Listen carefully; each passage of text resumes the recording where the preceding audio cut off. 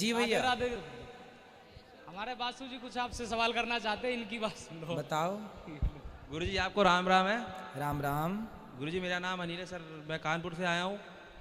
तो सर मेरा कपड़ों का काम है, तो कुछ गैर लोगों के सब मतलब मीटिंग चल रही थी, तो उसमें कुछ उन्होंने कुछ सवाल किए, मतलब मेरे पास जवाब भी नहीं था। एक डॉक्टर साहब आए थे, वो भी खड़े हुए थे हमारे साथ ही। उनसे उन्होंने पूछा नमस्ते का मतलब क्या होता सर। तो मुझे तो नहीं मालूम था। उन्होंने कहा मुझे भी नहीं मालूम। बहुत से लोग वहाँ खड़े थे, उन्होंने कहा मुझे भी नहीं मालूम। हमने साहब लोग दो बोलते हैं नमस्ते, यानी कि उनका आदर करना, तो मुझे भी नहीं मालूम। तो मैंने कहा कि हो सकता है शायद ऐसा हो। तो उन्होंने कहा नमस्ते मतलब ये होता है कि नमा, नमा माने कि मतलब कि झुकना, अस्ते यानी कि ईश्वर किसी गैर के आगे मत झुकना है। इसका मतलब नमस्ते होता है कि ईश्वर के आगे झुकना, किसी गैर के आगे नहीं, यानी कि हर किसी से नमस्ते नहीं करना चाहिए। तो इसके सर इसके बारे में आप क्या बता देंगे? नमस्ते गणपतये। नमस्ते, नमस्ते का अर्थ होता है यह प्रभु हम आपको नमस्कार करते हैं। हे प्रभु हम आपको नमस्कार करते हैं। आप जैसे अपने बड़ों से नमस्ते करते हैं, उसका भी अर्थ यही होता है कि हम आपको नमस्कार करते हैं, हम आपके चरणों में अपने आप को समर्पित करते हैं। अपने से श्रेष्ठों को आप नमस्ते मीन्स प्रणाम मीन्स नमस्कार कर सकते हैं। तो भगवान को भी प्रणाम कर सकते हैं, माता पिता को भी प्रणाम कर सकते हैं, गुरुजनों को प्रणाम कर सकते हैं, बड़ों को प्रणाम कर सकते हैं। सिर्फ भगवान को प्रणाम करें और किसी को नहीं। हाँ, भगवान को तो भगवान ही मानेंगे, पर अपने माता पिता को भी तो हम नमस्कार करते हैं। जी जी। तो नमस्ते का अर्थ होता है नमस्कार। हम आपको नमस्कार, नमस्कार मतलब नमस्ते मीन्स तो आपको गुरुजी प्रणाम। औरता ये बोलते हैं कि वो मतलब वो गणेश शंकर जी ने अपने पुत्र गणेश जी का सर काट दिया था। हाँ। अगर वो भगवान थे, उन्होंने कटा हुआ सर वापस क्यों नहीं जोड़ा? भाई उन्होंने कटा हुआ सर इसलिए नहीं जोड़ा क्योंकि आगे लीला करनी थी।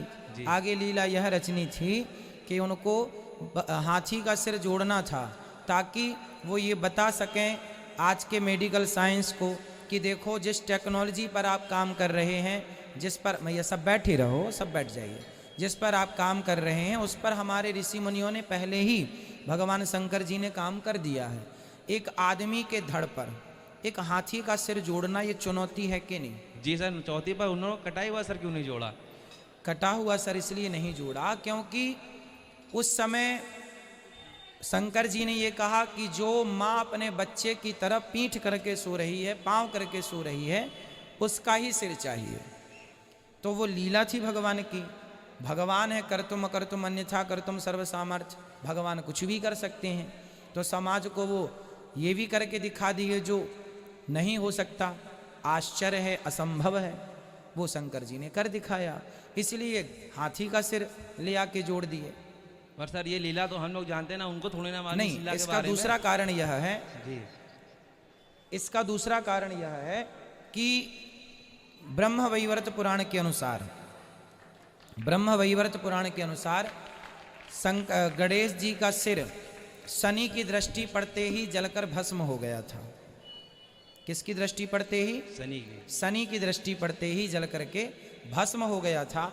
तो वो सिर भस्म हो गया, इसलिए बोले कि अब सिर भस्म हो गया तो उसे भस्म हो जाने दो, अब हाथी का सिर जोड़ देते हैं। पर सर वो भगवान थे, नया सर बना के लगा देते हैं। भाई नया सिर देखो, आपका नया सिर बना दिया कि नहीं माँ के पेट में? भगवान तो सब बना सकते हैं, पर लीला करनी थी बेटा, एक कार्य करना था। एक कार्य ऐसा करना पड़ता है ना जिससे समाज को प्रेरणा मिले आपको कुछ करने की। भगवान को तो जरूरत ही नहीं थी फिर कुछ करने की। एक को हम बहुत श्यामा, एक से बहुत हो गए।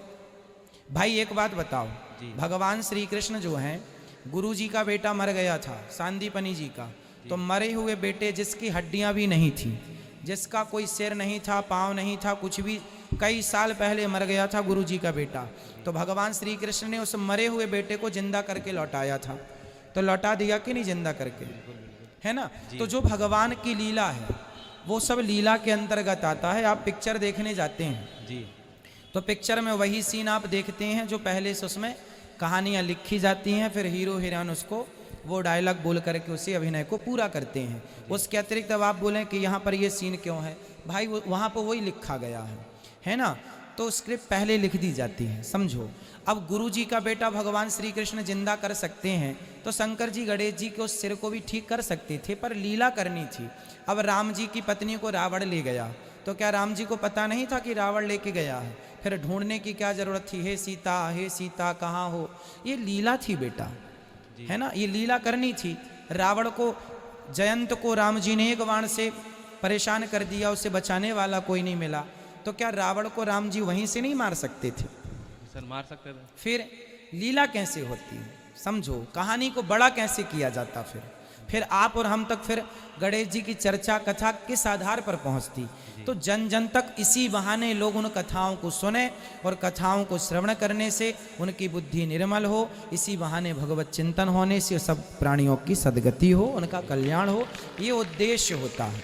मरे हुए बच्चे को भगवान कृष्ण ने जिंदा किया, ये कथा आपने सुनी थी कि नहीं? जी सर सुनी थी। तो फिर आप कह रहे हैं वो भगवान थे तो जिंदा क्यों नहीं किया? तो कर तो दिया। जहाँ जो काम हो सकता है वो काम कर सकते हैं। जहाँ लीला बढ़ानी है, क्या रावण ले गया सीता को, भगवान को पता था कि नहीं? सर पता था। फिर क्यों ढूंढ रहे हैं हे सीता हे खगमृग हे मधुकर श्रेणी, क्यों ढूंढ रहे हैं? फिर लीला करनी है बेटा, है ना, लीला। वो एक सवाल और है, वो लोग बोलते हैं कि हाथ की रेखाओं में हमारा भविष्य लिखा होता है कि आगे क्या होने वाला है, हमारे साथ क्या हुआ है। हाँ। अगर जी भगवान ही लिख, तो भगवान ने हमें सोचने की ताकत क्यों दी है? भाई सोचने की ताकत इसलिए दी है ताकि आप सही और गलत का निर्णय कर सकें। आपके सामने दो रास्ते हैं, एक सही रास्ता है, एक गलत रास्ता है। शराब रखी है और दूध रखा है, अब क्या पीना है ये तो भगवान ने आपको बुद्धिमान बना करके, विवेकशील बना करके आपको स्वतंत्र कर दिया है। भाई गाड़ी कंपनी बना कर देती है, उसमें एक्सीलेटर और ब्रेक दोनों देती है। अब गाड़ी का एक्सीडेंट हो जाए तो उसमें कंपनी की गलती है? भाई आपके पास एक्सीलेटर ब्रेक दोनों हैं, आपको देखो कि खतरा है, स्पीड ओवर स्पीड क्यों चला रहे हैं? आप हिसाब से चलाओ, जहाँ ब्रेक की ज़रूरत है ब्रेक, जहाँ एक्सीलेटर की ज़रूरत एक्सीलेटर। उसी तरह भगवान ने आपको बुद्धि दी है। लिखा तो सब हाथों की रेखाओं में है, मस्तक की रेखाओं में सारा भविष्य लिखा है आपका। लेकिन अब आप पढ़ने में असमर्थ हैं, और पढ़ भी लें तो पढ़ के भी आप कर क्या सकते हैं? जो होना है वही होगा। इसलिए आपके पास बुद्धि है, सही गलत का निर्णय आप लेते चलो और अपने अच्छे काम करो। शराब ना पियो, दूध पियो, अच्छे काम करो, बुरे काम ना करो, भगवान ये कहते हैं। सर जो वाल्मीकि रामायण है, जो वाल्मीकि जी बोलते हैं कि जो 2000 साल पुरानी वाल्मीकि जो रामायण है, हाँ। उनमें वाल्मीकि जी कहते हैं कि राम महान पुरुषता मस्ती, यानी कि राम एक महान पुरुष हैं। हाँ तो और जो रामचरितमानस में तुलसीदास जी कहते हैं राम भगवान मस्ती, राम एक भगवान है। हाँ तो सर इसका एक ट्रांसलेशन, एक मतलब जो 2000 साल पुराने हैं उसमें मतलब उस महान पुरुष बोल रहे हैं, जो रामचरितमानस उनको भगवान बोल रहे हैं। तो सर इसका अच्छा देखो, वाल्मीकि जी ने राम जी को भगवान कहा है, मैं आपको लिखा दिखा सकता हूँ। पहला, क्योंकि आप पूरा अध्ययन नहीं करते ना, जरा सा पढ़ लेते हैं, है ना जी। पूरा अध्ययन करेंगे तो राम जी भगवान हैं। जो वाल्मीकि जी हैं वो ये कहना चाहते हैं कि राम जी का चरित्र सुनकर आप जनमानस, आप आम पब्लिक ये देख लो कि यह जो महापुरुष हैं यह सामान्य नहीं, ये उनकी कथा से, उनकी लीलाओं से आप निर्णय लो कि ये कौन है, ये भगवान है। जबकि गोस्वामी तुलसीदास जी ने ये सिद्ध कर दिया कि ये भगवान है। भाई एक बात बताओ, कुछ चीजें, जैसे कुछ लोग महापुरुष, अब कोई आदमी एक ही राम नाम के पत्थर पानी में तर गए, अब बताओ आपके नाम से तरे आज तक? जी बिल्कुल, मेरे नाम से, आपके बिल्कुल। फिर तो आप और हम कौन हैं? सामान्य इंसान हैं। जी। राम जी के नाम से तर गए तो राम जी कौन है? भगवान। फिर तो जो लक्षण उनमें दिख रहे हैं वो इंसानों वाले हैं ही नहीं, वो सारे लक्षण भगवान वाले हैं। जब लक्षण से समझ में आ रहा कि भगवान है तो कहने की क्या जरूरत है कि भगवान है? आप समझ लो, आप जनमानस की भगवान है, उन्हें कहने की जरूरत नहीं। ये कवि जो होते हैं ना, जो लेखक होते हैं, सिर्फ वाल्मीकि जैसे महापुरुष, वो ये कहते हैं सारा हम ही लिख देंगे, तुम कहाँ दिमाग लगाओगे? थोड़ा तुम भी दिमाग लगाओ पहचानने में कि ये भगवान है, सामान्य नहीं है। अब बताओ, कौशल्या मैया ने कहा अपना मुंह खोल, जैसे यशोदा मैया ने कहा, तो भगवान को जम्हाई आई, मुंह खुला तो इतने से मुंह में पूरा ब्रह्मांड दिखाई पड़ा था माँ कौशल्या को। तो बताइए, ये जरा से मुंह में पूरा ब्रह्मांड जो दिख रहा है, ये आपके और मेरे मुंह में तो आज ना दिखा, आज तक ना दिखा। फिर किसके मुंह में दिख सकता है? भगवान के मुंह में। फिर तो राम जी की इन लीलाओं से क्या सिद्ध हो रहा है कि ये सामान्य पुरुष हैं या भगवान हैं? भगवान है। फिर इसलिए कहने की क्या जरूरत है? फिर तुलसीदास जी ने स्पष्ट कह भी दिया कि ये भगवान है, तो बस इतना ही अंतर है उनमें। बाकी उन्होंने भी कहा है, पर इस ढंग से कहा है कि वो सब नहीं समझ सकते, तो सर उनकी वो- लीलाओं से आप समझ लीजिए। तो सर वो बोलते हैं कि हमारे सामने वाले की सबसे पहले मूर्ति की पूजा किसने शुरू करी थी? वो बोलते हैं कि हमारे साथ मूर्ति की पूजा की कोई 5 उनके कोई महान बुजुर्ग थे, उन्होंने वश वा लू ऐसे कुछ नाम बताए थे 5, सबसे पहले उन्होंने मूर्ति की पूजा करी थी तुम्हारे धर्म से पहले।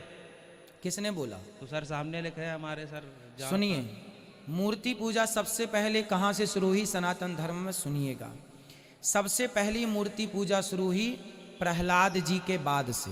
जब प्रहलाद जी के कहने से खम्बे से, पत्थर के खम्बे से जब भगवान प्रकट भये, तो लोगों ने अवधारणाएं धारण कर ली कि जब प्रहलाद के लिए भगवान पत्थर से प्रकट हो सकते हैं, तो हम भी पत्थर की मूर्तियां बना करके पूजेंगे। तो प्रहलाद जी के बाद से फिर मूर्ति पूजा स्टार्ट हुई है।